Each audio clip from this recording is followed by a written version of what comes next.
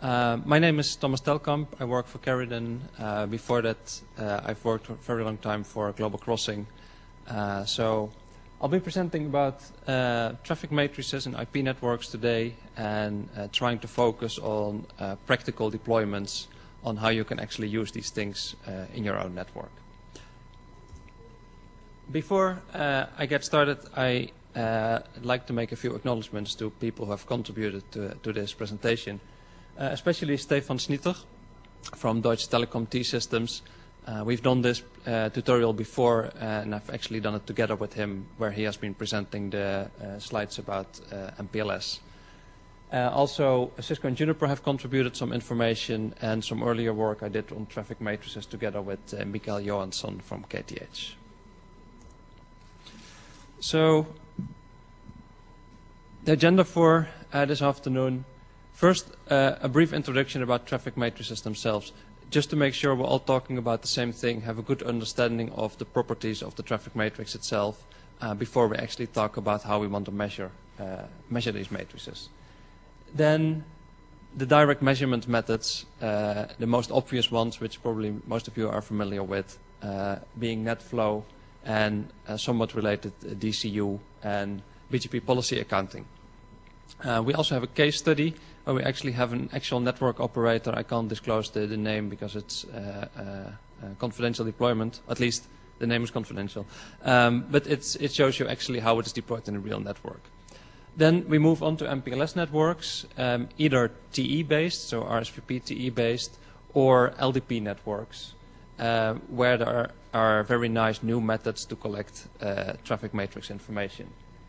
Then the last big topic of the talk is actually the traffic matrix estimation, which is one of my personal favorites because it's really such a nice method without very much equipment deployed to actually find out what your traffic matrix is. And then at the end, I try to compare a few things and talk about the trade-offs between the different methods. So as I said, just to get started, some general statements about the traffic matrix. So first, a definition of what we're really talking about.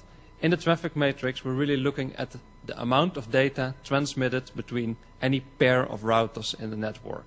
I will often call this demands or entries in the traffic matrix or something like that.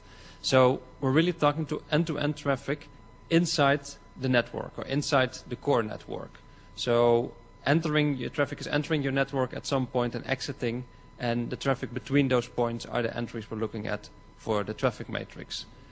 Then we can make a decision on what time we want to look at the traffic. We can have a snapshot at a certain time of the day, or we can actually look at the peak. Not only the peak of the total traffic, but the peak of all the individual entries in the matrices. So there are different ways of looking at this, and I'll come back to where they are applicable.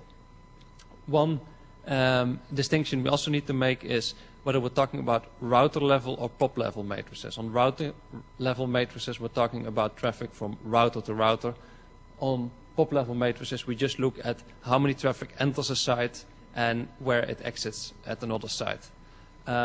Sometimes it might be easier to build a POP to POP matrix, but obviously there's less information in it and there's less you can do with these kind of things. So, as a quick visualization, one entry in the traffic matrix would be the traffic from the router on the left to the router on the right. But maybe the more important question to start with is, why do we actually need a traffic matrix? If you look at the link loads in your network, you already know if you have enough capacity, if there is enough free capacity to carry the traffic in your network. So why would you need more specific information? The first reason is for what-if scenarios. Suppose there is a link or certain amount of links which are full or nearly full in your network. If you make changes to the network, for example, by adding capacity not just parallel to what you already have, but in a different topology, you add a link between two routers where there was no link before, you want to know how, in the new situation, the link loads would look like. In that case, you need to know the real source destinations in your network. You cannot use the link loads you've already seen on the existing network. You can also include a class of service. If you're carrying something like voice over IP traffic in large amounts on your network, you might want to look at this problem on a per class basis. because you might have different provisioning guidelines for these classes of service. The second reason you need a traffic matrix for is the resilience analysis. If you're doing measurements on your network and you look at the links themselves, what you see is the current state of the network. What you really want to know is, can my network survive router outages or single link failures or SLG failures, for example, where you have multiple links in a single fiber. If the fiber goes down, will I still have enough capacity in the network? Again, to run these kinds of simulations, you need to know where the traffic enters and leaves your network. Then the last one is more the architecture work, the optimization.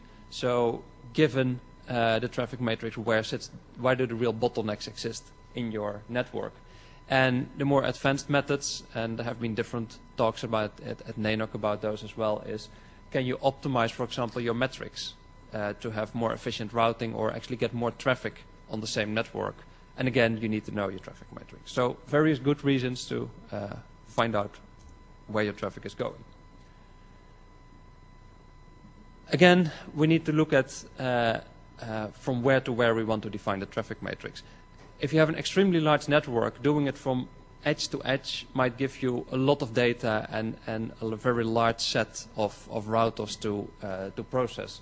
So you can either choose to have a traffic matrix between the core routers in your network or between all the edge routers.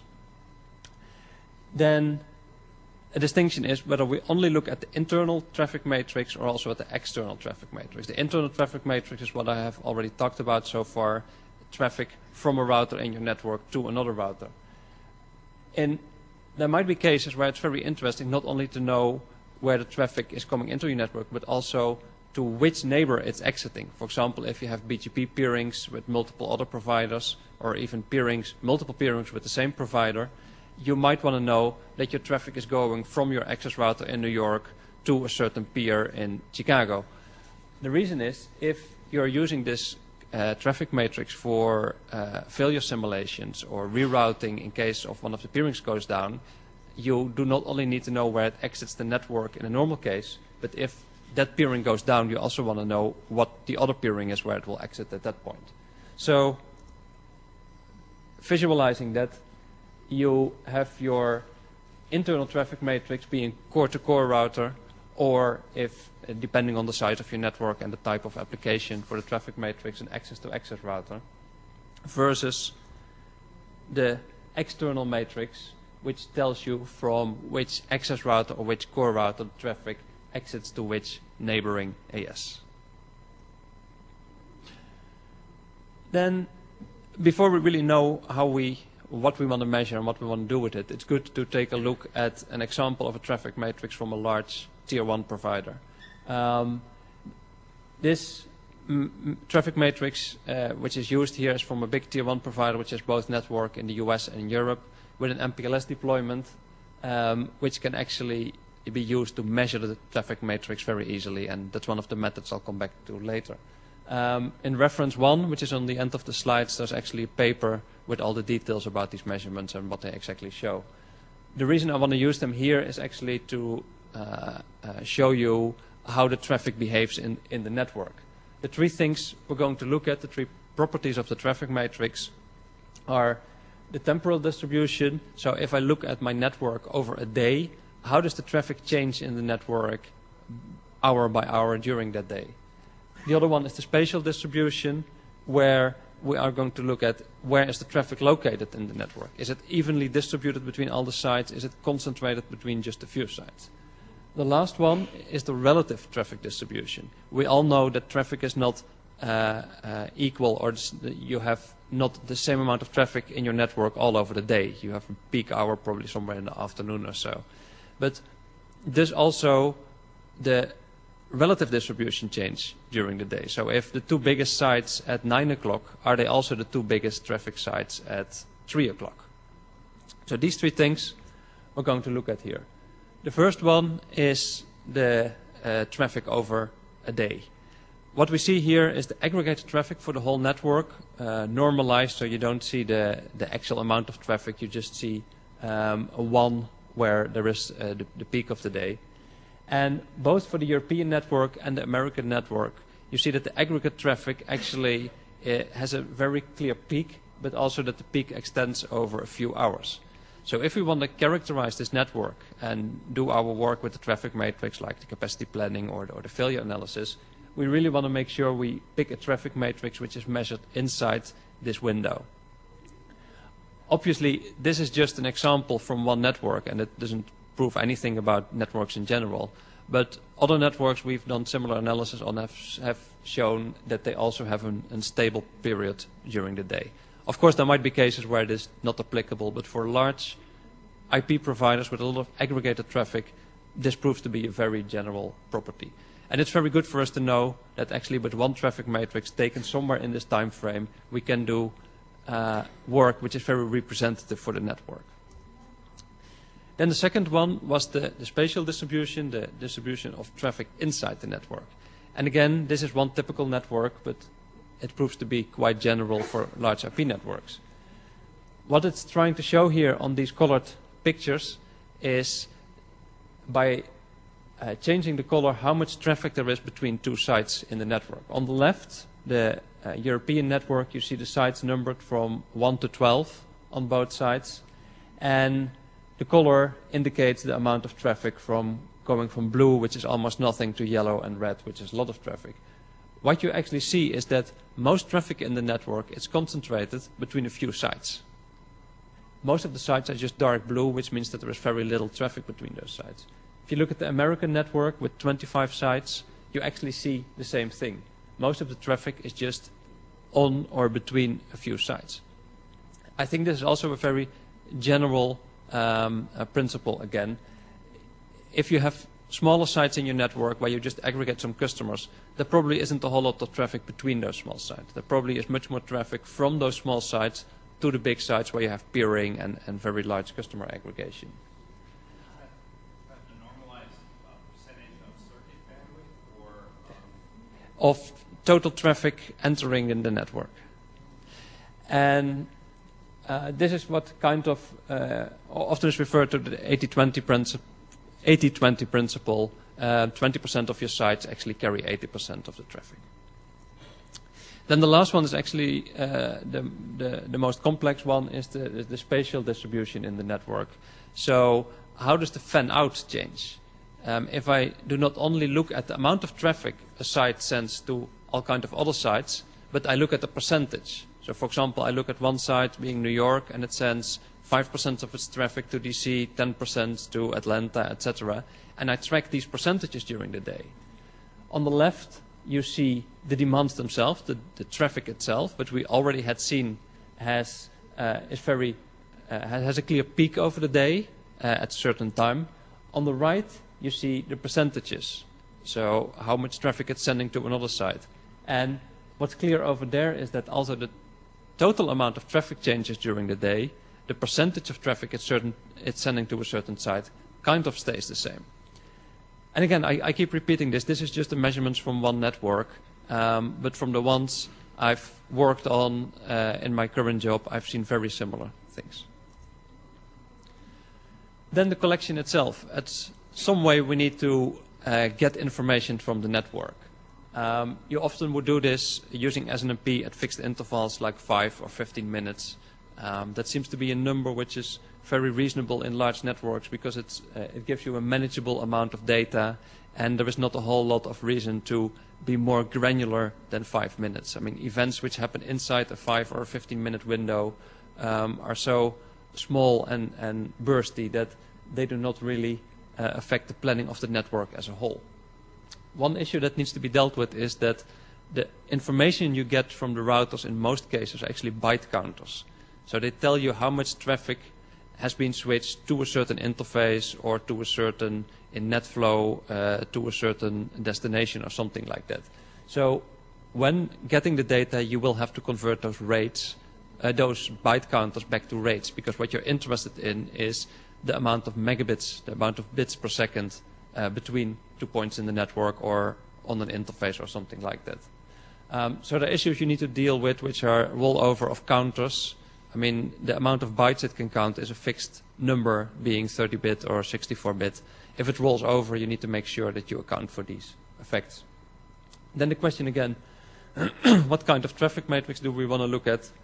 The peak hour matrix, which especially in large networks with a lot of aggregated traffic, makes a lot of sense for representing a typical network. Can be a 5 or a 15-minute sample somewhere in that hour, which represents the peak of the network. The other option is to look over the whole day and actually calculate the peak per demand, so per entry in the traffic matrix, or use something like a 95 percentile. So now we get to the actual collection methods, which is the main topic of the talk. The most obvious one is NetFlow. I mean, that's something which I think is quite widely deployed, or at least widely understood by people on how to use it. But it's actually not so trivial how you convert the NetFlow data to a traffic matrix. DCU and BGP Policy Accounting are related methods, but have their limitations, which I will talk about. Then we get MPLS and estimation, as I told you before. Starting with NetFlow, very brief overview of how NetFlow works. This is definitely not a NetFlow tutorial, so I'm not going to go into all the specifics. That really would be a 1.5 hour talk in itself, and I don't want to get started with that. A flow in NetFlow terminology is defined by a source address, a destination address, and several attributes of the flow of the IP stream, being the port, which is the protocol being used, the source and destination port, the protocol type, type of service, and also the index of the interface where the traffic actually came in from. The routers keep track of these flows in a very large table, so every packet they switch, they look at the destination and all these other attributes, add it to the right entry, and you get per flow information stored somewhere in your router. NetFlow seems to have gone through all kinds of iterations of new versions, and what currently here is a whole mix of different versions with different features supported. Version 5, the most complete version, is actually what I think in most cases is what's being referred to when people talk about NetFlow. Version 7 is something which sits on the switches, which is something I'm not going to talk about today. Version 8 and version 9 are newer and actually do some aggregation and have more flexible data formats. NetFlow is supported by several vendors, obviously Cisco and Juniper, and I think every serious router vendor supports some form of NetFlow information. So the router is collecting all this flow information, and at some point it has to send this to a central system to actually process. So either the flow expires, maybe because it's a TCP session which is ended, or the cache itself is full. There is a limited amount of data which can be stored in the counter, in the router, or simply because it had not seen packets for a long time and it will simply time out. At that moment, the router will take that per flow information in an aggregated form, send it using UDP to a central collector somewhere in the network. It will include a timestamp on when it has been exported.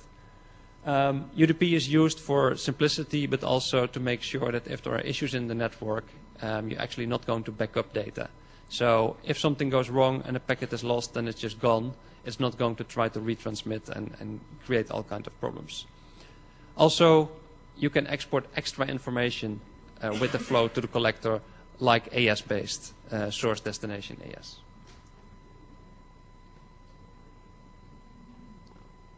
A picture on how this looks like in the router. You have the NetFlow cache, keeping track of all the flows, which on a large link in a backbone network is really a huge amount of flows. Then at certain time, being in timer expiry or the flow expires, it's exported using UDP to the collector. So now the key question, how do we build the traffic matrix from this NetFlow information?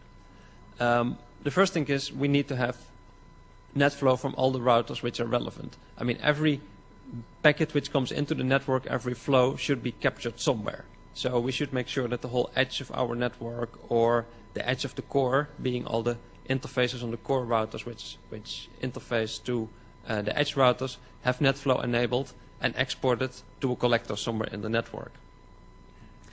Then the question is, how do we find the traffic matrix entry from this flow information? Remember, the NetFlow record itself has a source address and a destination address, which really is the source and the destination of the IP packet. So it's a PC somewhere doing a web request going to a web server. So very likely both of these addresses are outside of your own network, or at least one of them is. So how do we find where this traffic enters the network and exits the network?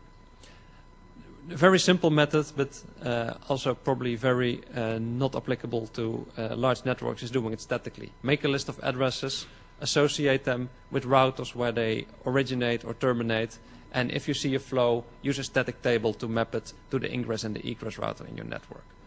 Again, this probably doesn't make much sense for large networks. So most commonly used is BGP information, especially for traffic which goes to your peerings or goes to BGP customers.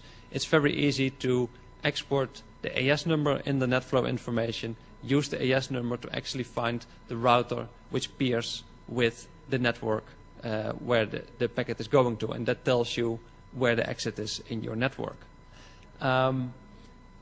One of the things you could do, and that's I'll actually go in detail about on other slides, is using a live BGP feed. Instead of having the router figure out the BGP information, let the routers just export the NetFlow information, have the collector also collect BGP information and actually make the calculations there. There still is an issue remaining about the non-BGP traffic. If you have a large deployment of DSL customers or just any customer internal in your own address space, they most likely don't use BGP, but are somewhere sitting in the IGP routing table. Then in that case, you don't get any of the AS information from BGP. One commonly used method, and that will be also in the case study, is to actually inject these IGP routes into your BGP. You might not actually use them in BGP, so you might give them a very low local preference or weight or anything just to make sure that BGP doesn't use them.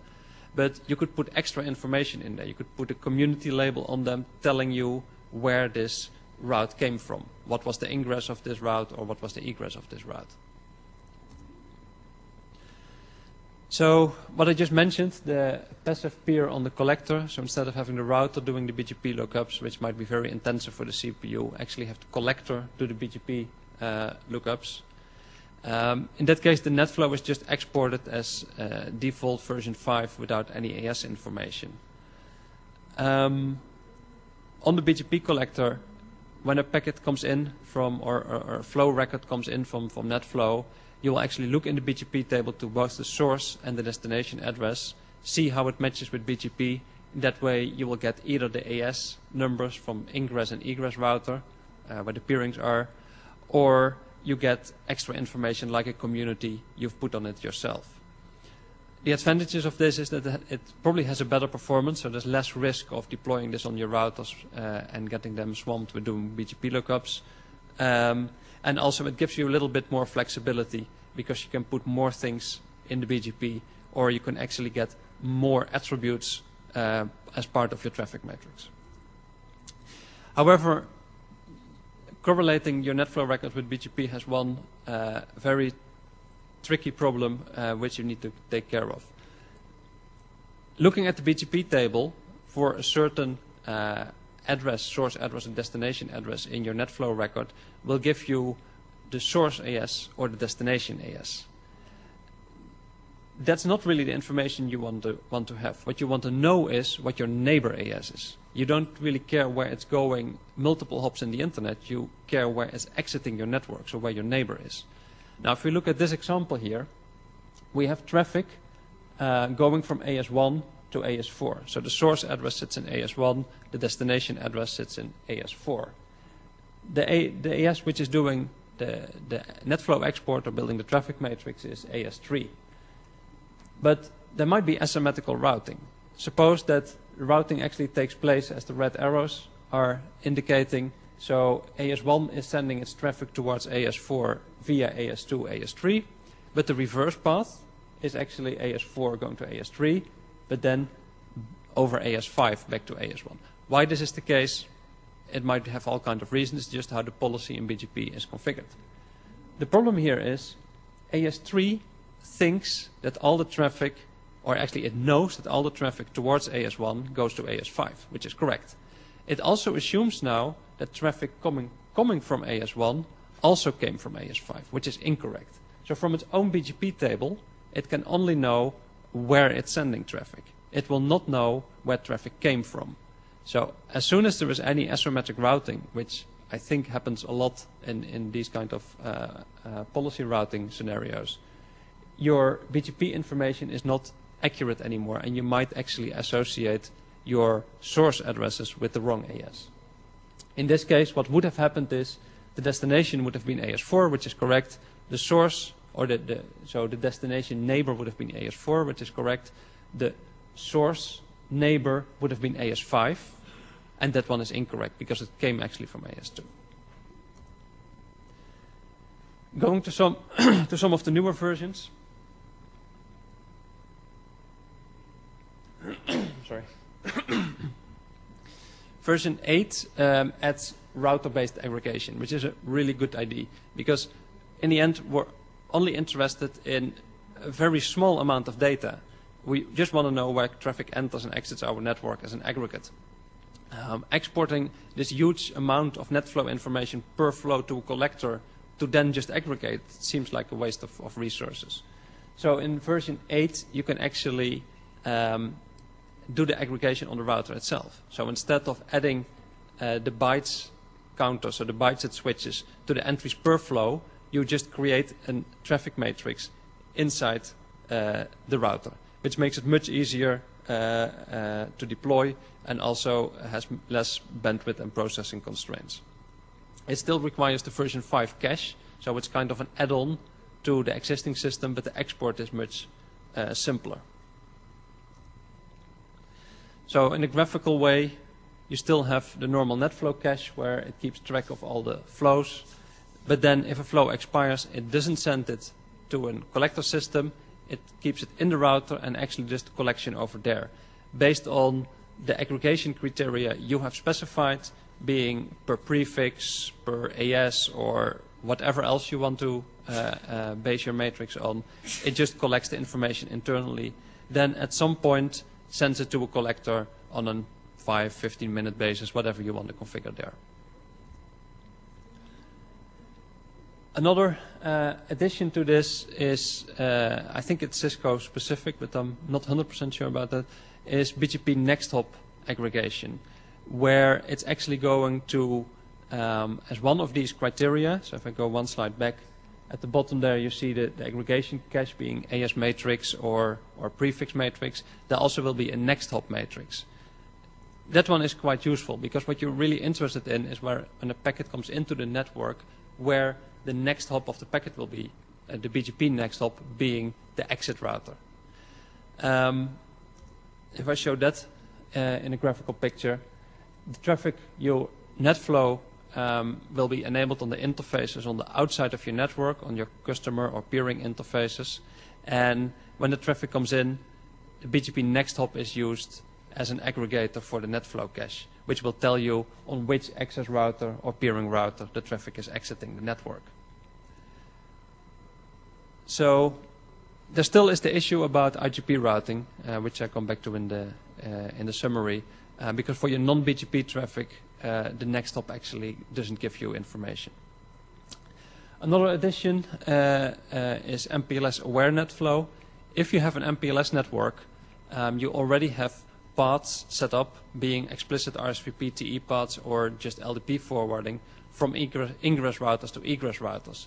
So if NetFlow is aware of those paths, it actually will already know where traffic at a certain ingress point is egressing the network. Oh, there should have been a picture here as well on how that works. So, I mean, I cannot cover all the details of NetFlow, and I mean, there's much more to tell about it. I just want to indicate what the key issues are with NetFlow for building your traffic matrix. So it's not a trivial thing, because NetFlow gives you source destination of the end-to-end flow, while you're only interested in the flows inside your network. Using BGP, you have the issue with asymmetric routing, which is hard to get around.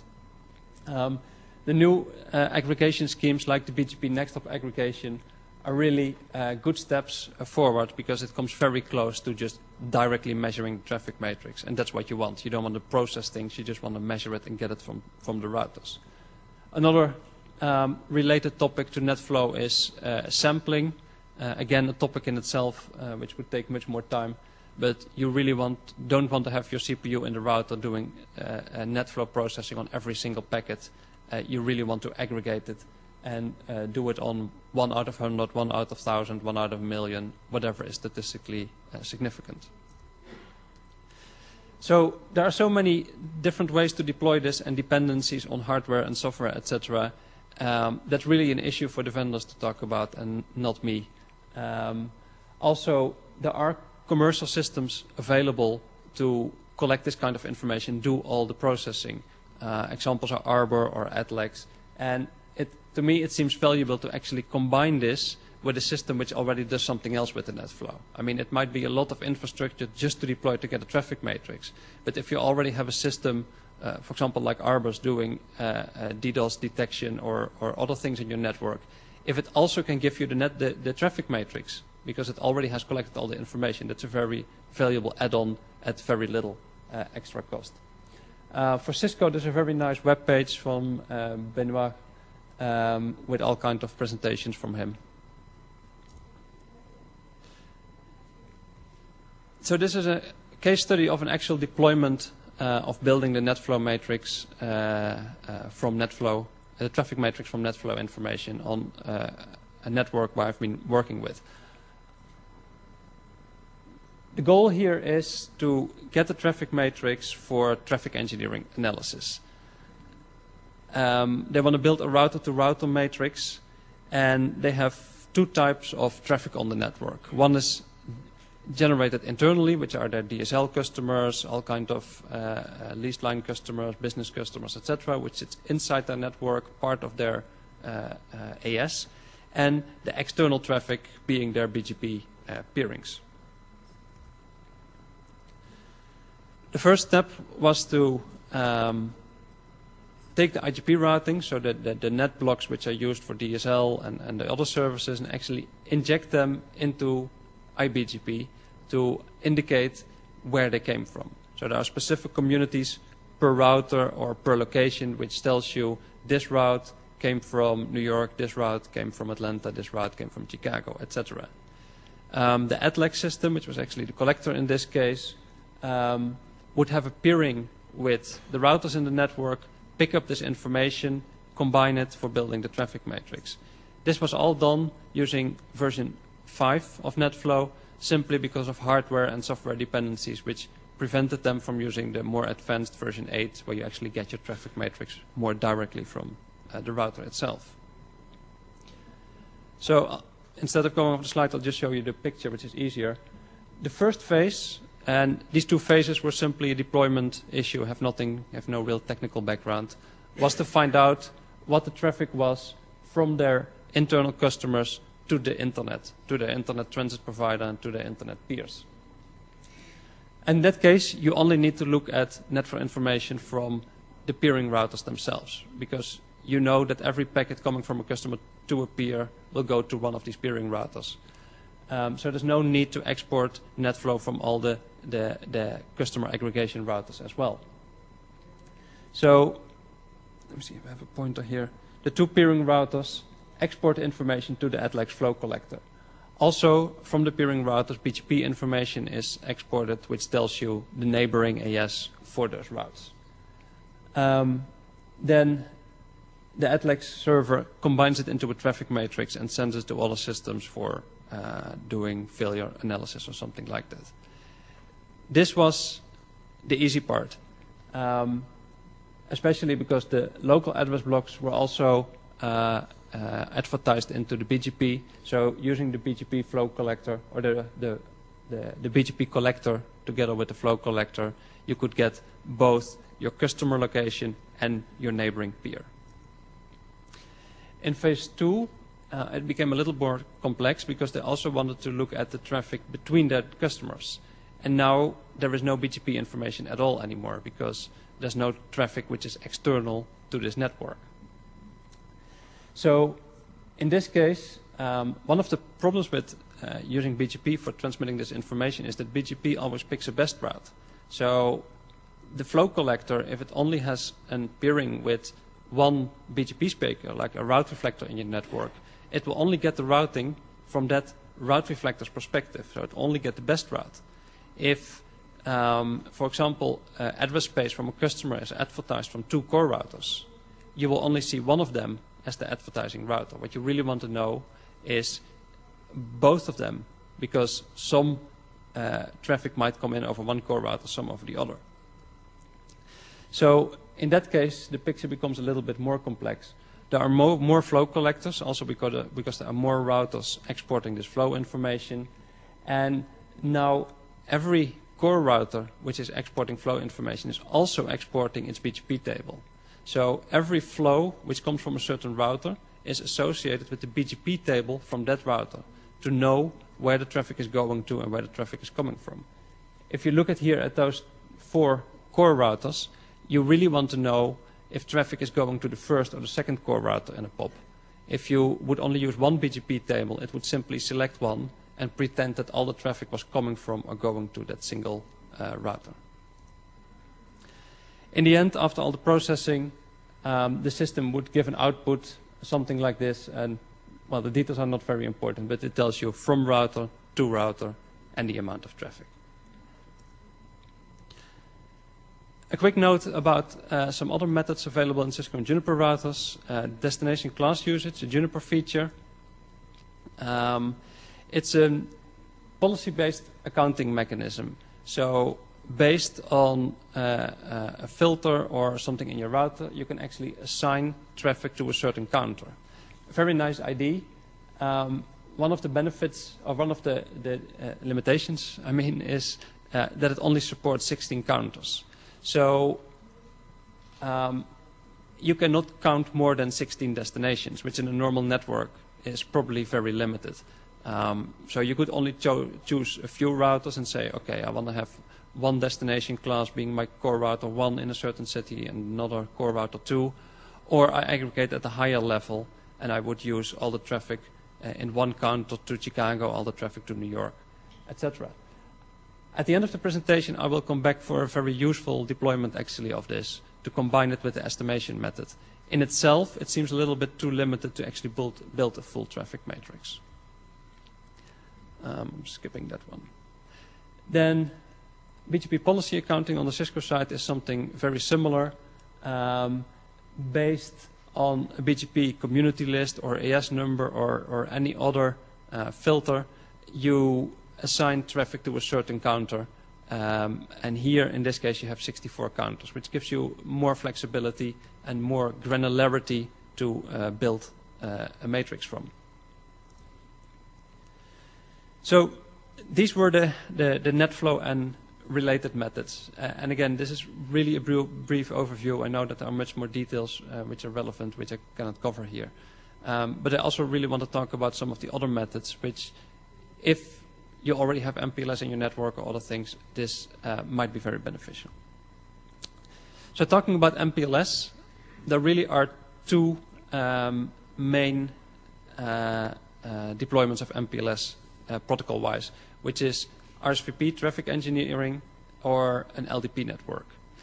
In LDP, your traffic is just following your normal IGP routing, but it's using labels for the forwarding itself. In RSVP, you're actually going to traffic engineer the traffic and have explicit paths either dynamically or statically provisioned to the network. The LDP method to actually build your traffic matrix is quite new.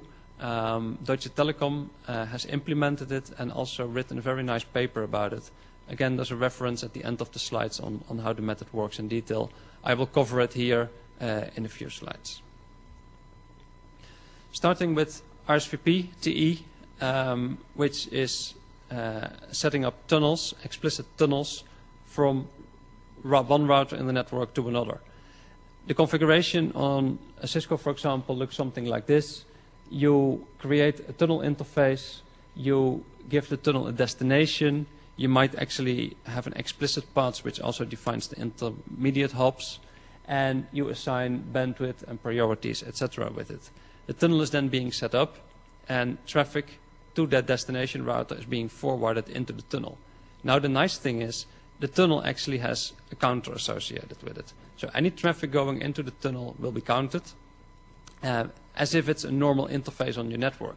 So you get a whole set of virtual interfaces, which are all these tunnels in your network, and they, at the same time that they count the traffic, they also tell you exactly where the traffic is going, because you know the destination of the tunnel. So if you have a network with a full mesh, so if you're setting up tunnels from every router to every other router in the network, or from every edge router to every other edge router, or every core to other core router, you get something like this. A tunnel from one router to every other one, and for the next router you do the same. So you get a full mesh of tunnels covering the part of your network you want to measure your traffic matrix. The only thing, let me check. Oh. Luckily I didn't fully animate it, otherwise it would have taken even longer. The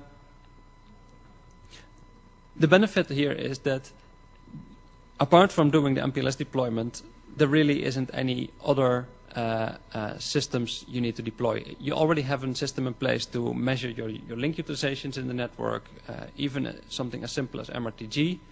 It will simply see all the virtual interfaces, which are the tunnels in your network, and simply by the name of the tunnel or the destination, the amount of traffic you measure on it, you have your traffic matrix. This is the most direct method to measure a traffic matrix. Disadvantages, having a full mesh of MPLS traffic engineering is a big operational constraint. There are good reasons to do it in certain cases, and there are also reasons not to do it. This talk is not about whether you should or should not use MPLS. If you use MPLS, this is a perfect method to get your traffic matrix. I don't think it justifies in any way deploying MPLS just for getting your traffic matrix. That would not be an equal comparison. Also, if you deploy MPLS, you lose a few other things in the network, especially load balancing. Because now traffic goes into tunnels, load balancing, equal cost multipath load balancing disappears. And if you really want to load balance, you might do something like having multiple tunnels or split large tunnels into smaller ones. Then the new method, the more interesting one, is for LDP networks. So in LDP networks, MPLS works a little bit different. The routing is still following the IGP, so it's taking the shortest path based on your link metrics, but labels are set up to forward the traffic in the network. The protocol to distribute these labels is LDP, and the reason for such a deployment is, for example, that you have VPNs, so you have overlapping address space, and the core of the network should just see the labels and not the addresses themselves. The way this works, if we have an example router there on the left, traffic coming in has a certain label like 1234. It comes to the router. The router does a lookup in its table with forwarding in its LFIP, or whatever you want to call it, the forwarding table for labels. It sees that the outgoing label is 1235 on another interface. At the same time, it will update the byte counter. So information is tracked on per switched packet in the LDP network. In LDP networks, you still have the ability to do load sharing. So if we have this as an example network, traffic comes in on router 1, it's going to router 2, and now because of the equal cost path, it actually can have 2 outgoing labels. Traffic will be split over router 3 and router 4, and in the next hop it will come together again in router 5, and there it will be merged into one label again. So your normal load sharing, which in some cases might be essential to get traffic load shared in the network, is still available. Then the key of the method of building traffic matrix from LDP. As you've seen, every byte switched based on an MPLS label has this counter associated. So in the network, we know at every hop how much traffic is switched for a certain label. Also, because we know the topology of the network, we know how traffic is routed. So once we know how traffic from one router to an ingress router to an egress router is routed based on LDP, we know the path, we can follow the path and look at all these byte counters. The only thing is, because we're looking at multiple hops, we're looking at aggregated traffic. So if we look at this chain here of routers from A, B to Z, all the traffic coming in at A will show up at B and be counted at B. At C, you will see the traffic from A, B, and C. At D, you will see the traffic from A, B, C, D, etc. So it's an aggregate counter. The traffic keeps increasing. So the idea is, once you know the path through the network, you follow the path, you look at the routers, you look at the amount of traffic you see, switch to an egress, to a destination, you count it, but you subtract it from the next hop. Because I know at C, I should not count the traffic from B anymore, because that was transit traffic. I really want to know how much traffic sourced at C. So, by the way, there was a reference here at the bottom. You see reference 4, which defines the whole algorithm in more detail. If we take the same network again as an example, we have a traffic flow here from router 1 to router 5, and it's carrying 20 units of traffic. We start at because on forehand we don't know the path yet, so we start at a random router looking at the byte counters for traffic from router 1 to router 5. At router 3, we see 10 units, like let's say 10 megabits of traffic. We add this 10 megabits to the entry in traffic matrix going from 3 to 5. Next router we look at is router 4, and we see the same thing. We see 10 units of traffic from router 4 to router 5. Router 5 itself does not show any traffic from 5 to 5 because it's the destination itself, so there's no information there. Then we pick router 1, and what we now see is 20 units of traffic, but we'll also see that we have a next hop, which is router 2, and we know that this 20 units of traffic we see at the first hop, we should subtract from the second hop, because we don't want to double count it. We only want to know the traffic at router 2, which actually came from router 2. So in the traffic matrix, we add 20 for router 1 and minus 20 for router 2. Now the last router we need to process is router 2. In that case, we again see 20 units of traffic going out. So we add 20 to the entry of router 2. The entry was already minus 20, so we add these 20 and it's 0. And also router 3 and router 4, we subtract again 10 because we don't want to count the traffic we have already seen.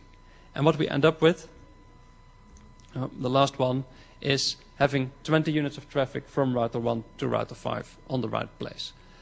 This might be a bit quick to go over the algorithm like this. It's described in more detail in the paper. It's not very hard to implement.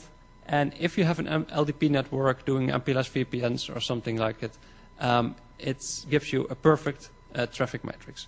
There are a few issues with it though. First one is based on Cisco routers. Unfortunately, the Cisco routers only show transit traffic. So it does not show how much traffic enters the network at a node going to a certain label, to a certain destination. It only tells you how much is coming in and going out. So the problem is traffic coming into the network does not show up at the hop where it came in, it shows up at the next hop. Depending on your topology, you can work around this. If you have a core router where you want to know your traffic matrix for, an edge router sending traffic into the network, the problem that traffic only shows up at the core is not so much a problem, because looking at the link loads, you can actually find out where it came from. If you have routers which have a mix of label switching and applying labels, so entering traffic into MPLS, it becomes very hard to distinguish. Then on Juniper, this problem does not exist. There was a minor issue on Juniper routers, is that it does not show the ratio, if there was load balancing, on how much traffic was going on one label and how much on the other. In big IP networks, that's not really a big issue, because if you have enough traffic aggregated, load balancing will be roughly 50-50, and there will only be minor differences. So Deutsche Telekom has implemented this on the backbone. Again, it's a very simple algorithm, and also it doesn't take hardly take any resources. You only go to the routers, you pull the LDP forwarding counters, you can run it on a single PC, and you have a perfect traffic matrix.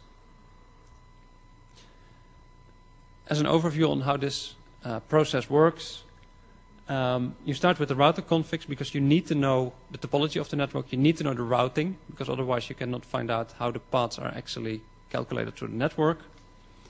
You get the LDP data simply by pulling the routers using SNMP. You look at the link utilizations.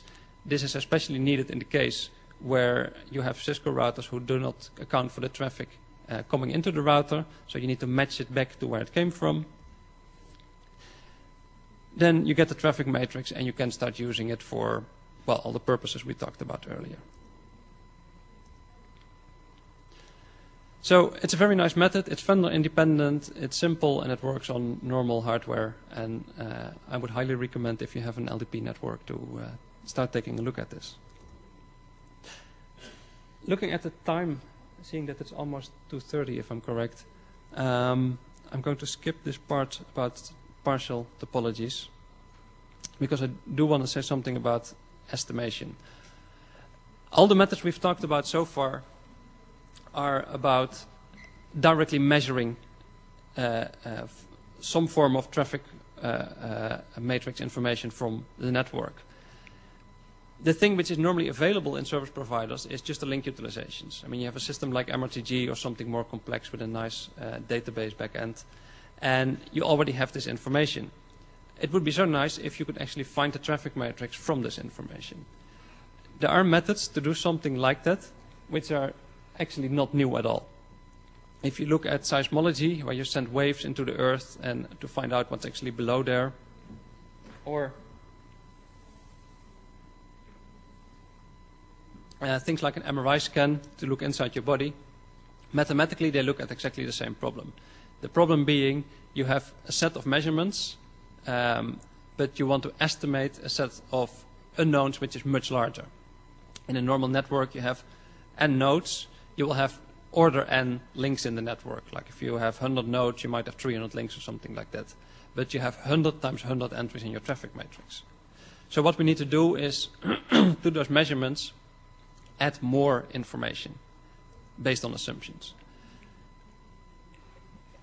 In a real network, this is a very hard process to describe, because, well, if you're looking at a traffic matrix with hundreds of or thousands of entries, it's very hard to visualize. So just as an example on how this works, I use a simple network with New York, Boston, and DC, and I'm only looking at one link, which has 2 demands going over it.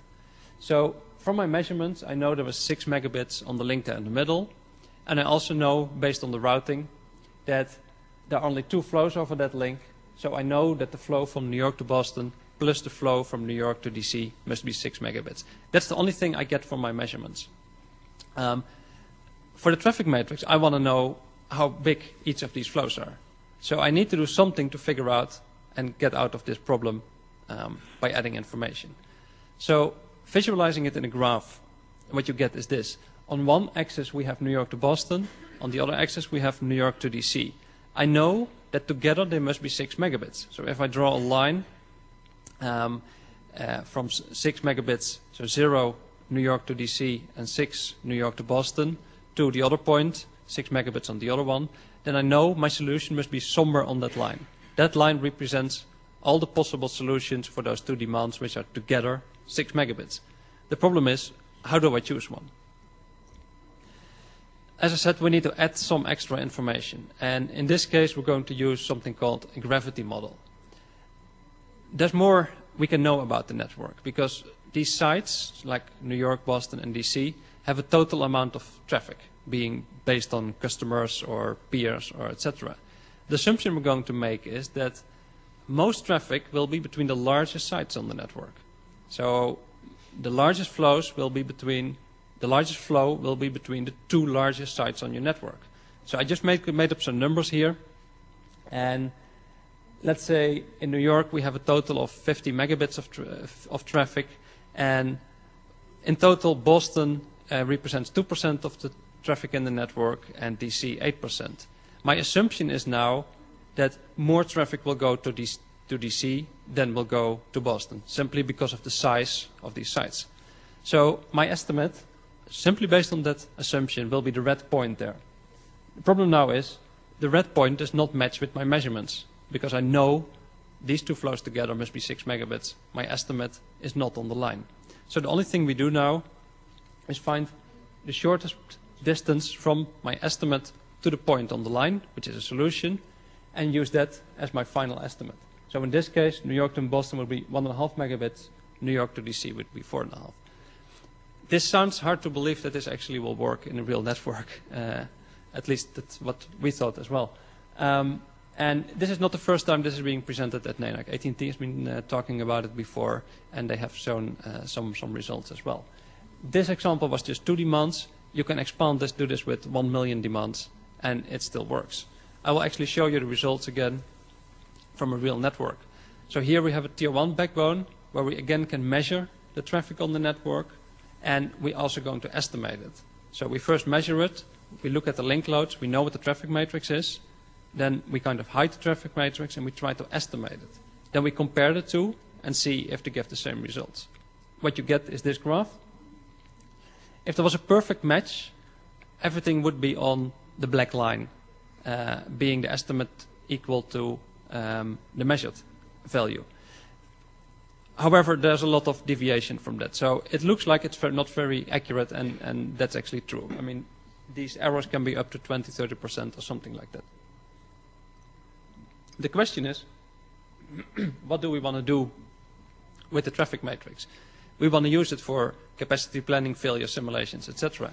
So what would happen if we take the inaccurate estimated matrix, do our work with it? Like, for example, look at all the failures in the network and look at the link loads resulting from that.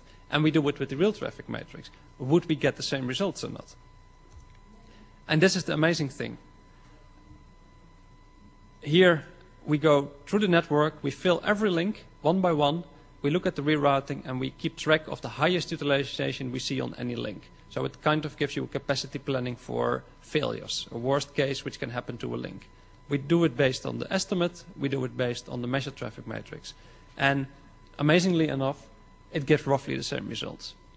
So the conclusion to take away from the estimation process is that individually it's very hard to get these demands accurate. But if you use them, they prove to give the same results. The explanation behind this is that on a link, you never have one demand. You have hundreds or even thousands of demands, meaning that in itself they might be inaccurate, but the more you add together, the less the error becomes.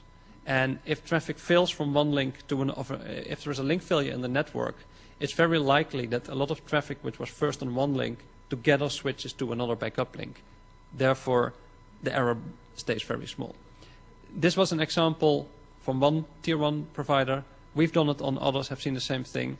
AT&T has done it and presented about it, and they came with exactly the same conclusion. So I think it's quite valid to say that this is applicable for networks in general. Then one more note. I mean, if you cannot measure your own matrix, these estimation methods might sound very scary. And actually, they are very scary because you can never know if it's working or not. I mean, there might be, especially in your case, something which makes it not work and you will never find out. So I think the real value of these estimation methods is actually to combine them with measurements. If you have a large network, you might not want to deploy NetFlow network-wide because it's a lot of resources, a lot of collecting, etc. But once you know which are the big sites on your network, you actually already know that.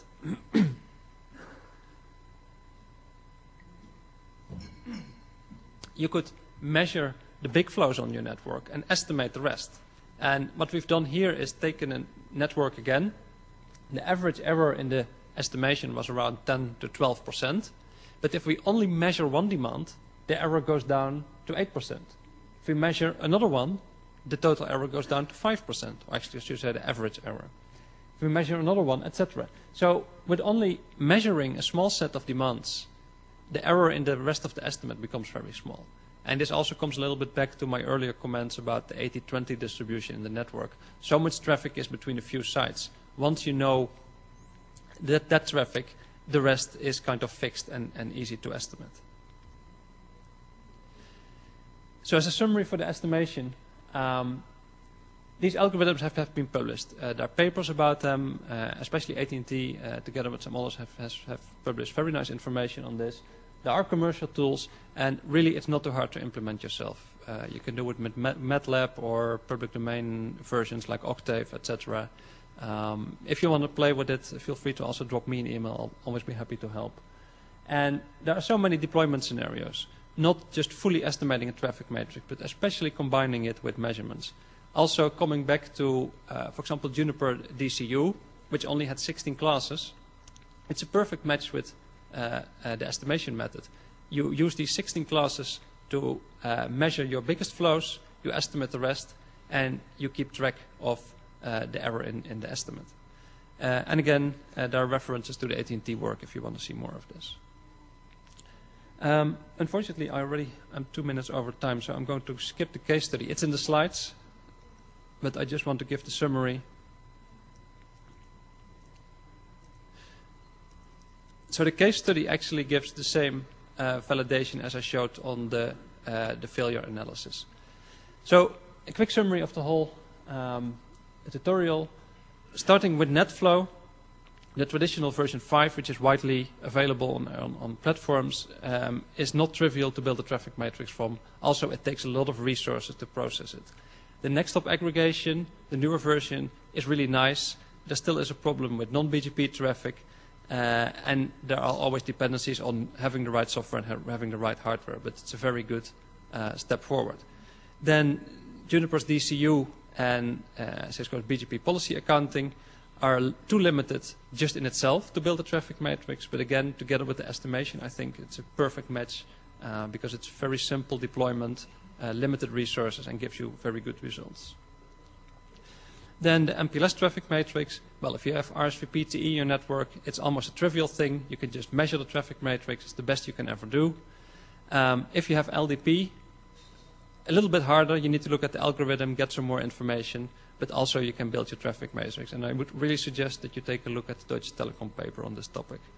And the estimation techniques, how they might sound very weird and scary, but I think at NANOC in previous presentations has already been some evidence, or actually enough evidence to show that this actually works and is applicable to various networks.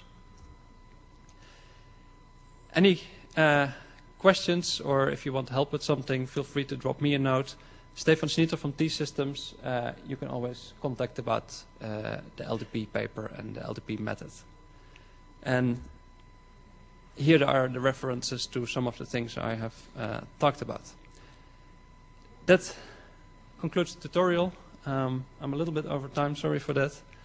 If there are any questions, I'm sorry? I have 20 minutes left? This clock is broken. Yeah, 3 o'clock. Ah, my God. The clock was right when I started, but apparently the speed is wrong. Can you go back to the case study? Yeah, I definitely do the case study for the estimation. Okay, this is very good news. I'm sorry for the speed up at the end, because I got worried about...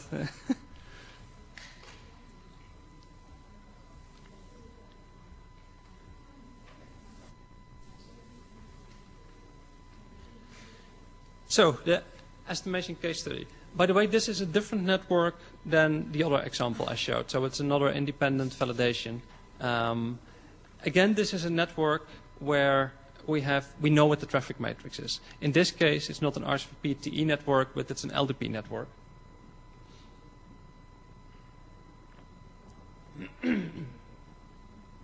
Which uses the method similar to Deutsche Telekom's to measure the traffic matrix. So we have a nice network, 77 routers, 166 circuits. We know what the traffic matrix is. So what we're going to do here is not just look at how well the estimation itself works. We're going to look on what we want to do, which is actually optimizing the network, how well that works if we had not known the traffic matrix based on the measurements. So in this case, for the estimation, we actually used the demand deduction tool, which is from the company I work for. So the procedure is as follows. We start with the network and with the current traffic matrix. So we call this plan A, and it gives you the topology of the network, the routing, and the traffic matrix from LDP. We run through an IGP simulation, so we're going to look at the routing and put the traffic based on the traffic matrix on the links, and we know what the link utilizations are. So from knowing the traffic matrix, we know what the links are, and we know how much traffic comes into the network and leaves the network. So now we have this plan file with the known information. We ignore the traffic matrix, and just from the link loads and from the traffic going in and out of the network, we're going to try this estimation. We run the estimation tool, and we get another traffic matrix, which is the estimated traffic matrix. This plan we call plan B. So plan B has the same routing, but an estimated traffic matrix. Plan A has the measured traffic matrix. What we're now going to do is an IGP metric optimization. Also on this topic, there have been presentations before, I think again from AT&T, on how you can calculate ISAS or OSPF metrics in your network to get more efficient use of the network. So given the same topology and the traffic matrix, how can you calculate IGP metrics which allow you to grow the traffic more than with the current metrics? So this is really what this provider was planning to do. And we're now going to use both the estimated and measured traffic matrix to do this optimization process. But in the end, we're going to try it with the actual traffic. I mean, it's easy to do an optimization on the estimate and then say, well, it works well. But you really want to know how the optimized network based on the estimate works with the real traffic. So we're going to put the real traffic back on the network and then compare the results. So starting with the same graph as we've already seen before, we have measured demands, a measured traffic matrix, and an estimated traffic matrix. Here again, exactly the same picture, not extremely accurate. But the system is able to actually find which ones are the large demands. So a large demand is never estimated as very small and vice versa. Then we do again the same thing as I've already shown. We fill all the links in the network one by one. We look at the routing, at the rerouting, look at the resulting link utilizations, see what the worst case is for every link, which is very important for capacity planning, and we compare the results. And again, very similar results. Both the estimated traffic matrix and the measured traffic matrix show the same worst case. So for capacity planning, this already would have been sufficient. Now we start with the metric optimizations. Again, on the known and the estimated traffic matrix. We run this metric optimization.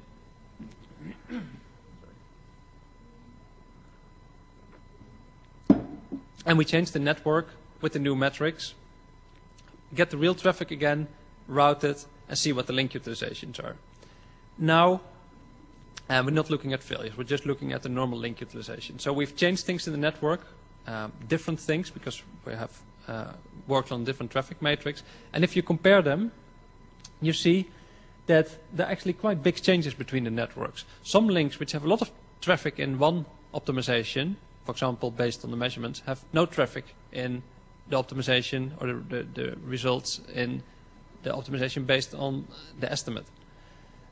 This is not necessarily a problem. I mean, we're just looking for good routing. It doesn't need to be exactly the same solution. We want to know if it's a good solution or not. So instead of looking just at the links themselves and comparing them before and after the optimization, or actually between the two optimizations, we will order them. So instead of looking per link, we take the highest link from one network and the highest link from the other. Second highest, third, etc. Just to see if the maximum link utilization we see and the distribution is the same. And now you see that they actually match very well. So we've optimized metrics on the estimate, we've optimized metrics on the real measurement, and we compare the link utilizations in the result. And we see that the highest link utilization for the optimization based on the estimate is red, and actually is a little bit higher than the one on blue, probably because of the errors in the estimate, etc. So not exactly the same, but it's not very much off. There's no axis here because I had to anonymize the data, but if I remember well, this was in the order of 4 or 5% or something like that. This was for the normal link utilization, so without any failures. Again, we have these two networks with different metrics. Now we're going to run through all the failures and look at the worst case utilization we see based on optimized metrics on measurement and optimized metrics on estimate. Still, same picture, the networks are not exactly the same. So the solution of the optimization is clearly not the same for the two networks. There's a little bit less variation now, which is simply because if you look at all the failures, if you take a link down, there are less options to route, so there's just less options for differences between the two. But here again, we need to look at the same thing. We need to compare the networks, look at the highest links in both networks and the second highest. And this one is even more important because you really want to optimize your network for possible failures. I mean, it's very easy to find good metrics when everything is up and running. You want to have good metrics which also work when a link goes down somewhere or a router goes down. And now the results are even closer to each other. So again, red is based on the estimate, blue is based on the measurements.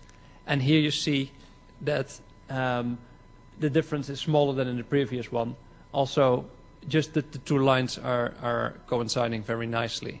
So for a worst case, which can happen in the network, having the traffic matrix measured or having it estimated does not matter. It doesn't give you the same results.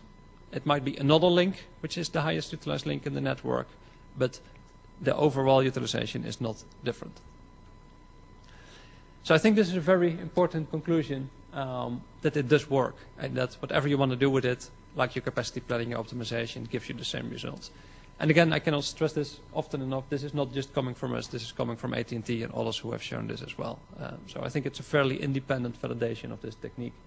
And it becomes more accurate if you simply combine it with measurements which don't take a whole lot of resources. And that would bring me to the same conclusions I already have talked about. And I think I covered it all. So I don't know the time at all now, but this brings me at the end of the tutorial. If there are any questions, I'll be happy to talk about them now. And again, feel free to get in touch with me about any of these topics. I'm always happy to work with you. Any questions at this point?